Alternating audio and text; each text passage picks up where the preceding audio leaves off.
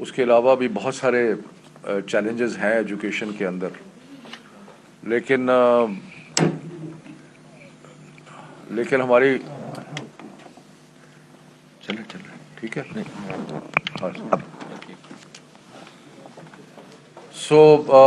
یہ بڑے ہم نے پچھلے سال جب یہ سارا معاملہ ہوا تو کئی چیزیں کی، کئی انیشیٹیوز لیے، آن لائن ایجوکیشن کو انکریج کیا.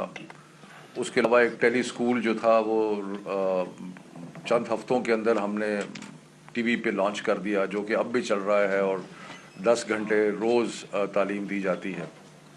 لیکن تعلیمی ادارہ کھلا ہونا اور آن لائن کے بڑے مسائل اور بھی ہیں، تو وہ بات نہیں ہے جو کہ کلاس روم میں ہوتی ہے. اور جو ہمارے ایسے یونیورسٹیاں یا اسکول ایسے لوگ جہاں پہ اسٹوڈنٹس کے پاس کمپیوٹرز تھے، وہاں پہ آن لائن کا سلسلہ شروع ہوا، لیکن اس پہ طالب علم خوش نہیں ہیں. تو اس لیے مختصراً یہ عرض کروں گا کہ یہ مشکل فیصلہ ہے. اب بھی ہم نے اسکولز بند کیے ہیں اور 24 تاریخ کو دوبارہ میٹنگ ہے، اور اس میں ہم سوچیں گے کہ اب کھولنے ہیں یا نہیں کھولنے. اور جو اس وقت صورتحال ہے کووڈ کی، اس کو ساری چیزوں کو مد نظر رکھ کے ہی فیصلہ کیا جائے گا. لیکن میں یہ ضرور عرض کروں کہ وزارت تعلیم کی ضرور خواہش ہے کہ تعلیمی ادارے جو ہیں وہ کھلے رہیں. آپ نے یکساں تعلیمی نصاب کی بات کی. میں عرض کروں کہ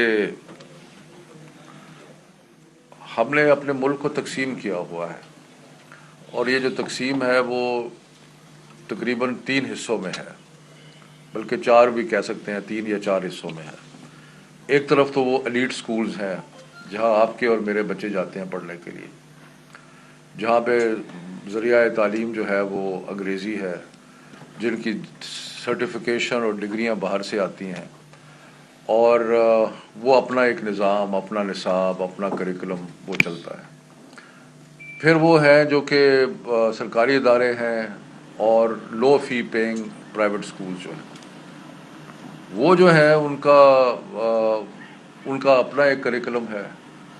وہ میٹریکولیشن کراتے ہیں، اس میں زیادہ تر اردو میں پڑھایا جاتا ہے. اس کی ضرورت نہیں ہے جی، اسی کی ضرورت نہیں ہے. فین چلا ہے. اچھا. وہ ایک بہت بڑا ایک حصہ ہماری تعلیم کا وہ ہے. پھر ہمارے مدارس ہیں، اس میں درس نظامی پڑھایا جاتا ہے، اور ان کی سرٹیفکیشن بھی مختلف ہے. تو قوم جو ہے وہ تقسیم ہوئی تھی، ذہن تقسیم تھے، سوچنے کا طریقہ مختلف تھا. کیونکہ تعلیم کیا کرتی ہے؟ تعلیم آپ کو بتاتی ہے کہ آپ نے دنیا کو دیکھنا کیسے ہے، اور اگر دنیا دیکھنے کا طریقہ مختلف ہو تو سوسائٹی میں انتشار پیدا ہوتا ہے. اور ہماری سوسائٹی میں انتشار پیدا ہوا، اور ہم نے دیکھا کہ پچھلے 20-22 سالوں میں کتنی قربانیاں دینی پڑی قوم کو. وہ انتشار کی ایک وجہ یہ تھی کہ سوچ ایک نہیں تھی، اور بھی وجوہات تھیں.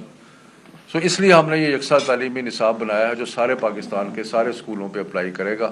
پنجاب کے پی میں فوری طور پہ لانچ ہو رہا ہے، بلوچستان میں بھی انشاءاللہ ہو جائے گا. سندھ کو کچھ تحفظات ہیں، ہم ان کو دور کرنے کی کوشش کر رہے ہیں. اس کا ایک حصہ یہ تھا جو کہ آپ نے پوائنٹ ریز کیا کہ جو پرائیویٹ سکولز تھے ان کو ہم نے اجازت دی کہ ضروری نہیں ہے کہ آپ ہماری کتابیں پڑھیں، آپ اپنی کتابیں بھی پڑھ سکتے ہیں. صرف ہماری 2 شرائط تھی. ایک یہ کہ کتاب جو ہے اس کا تعلق، وہ اس کی مناسبت ہو نیشنل کریکولم، یعنی کہ کنفارمٹی ہو سنگل نیشنل کریکولم کے ساتھ. اور دوسرا یہ تھا کہ اس میں ایسا کوئی مواد نہ ہو جو کسی کے جذبات کو ٹھیس پہنچائے، جو ہمارے خدا نخواستہ مذہب کے خلاف ہو، ہمارے عقیدے کے خلاف ہو، یا کسی کے بھی عقیدے کے خلاف. یعنی کہ اس کے اندر ایسی کوئی چیز نہیں ہونی چاہیے. تو یہ 2 شرائط لگا کے ہم نے یہ کہا کہ کیونکہ فیڈرل گورنمنٹ تو سارے پاکستان کے معاملات میں این او سی نہیں دے سکتی، تو ہم نے کہا صوبائی حکومتیں جو ہیں وہ این او سی دے دیں. اس کے اوپر صوبائی حکومتوں نے اپنے ٹیکسٹ بک بورڈز کو یہ اختیار دے دیا. اب اس میں ہمیں پیچیدگیاں اور مسائل نظر آئے. اگر آپ جو فیڈرل سسٹم ہے وہ دیکھیں، اس میں کوئی فیس نہیں ہے، کوئی کچھ نہیں ہے، آسان طریقہ ہے.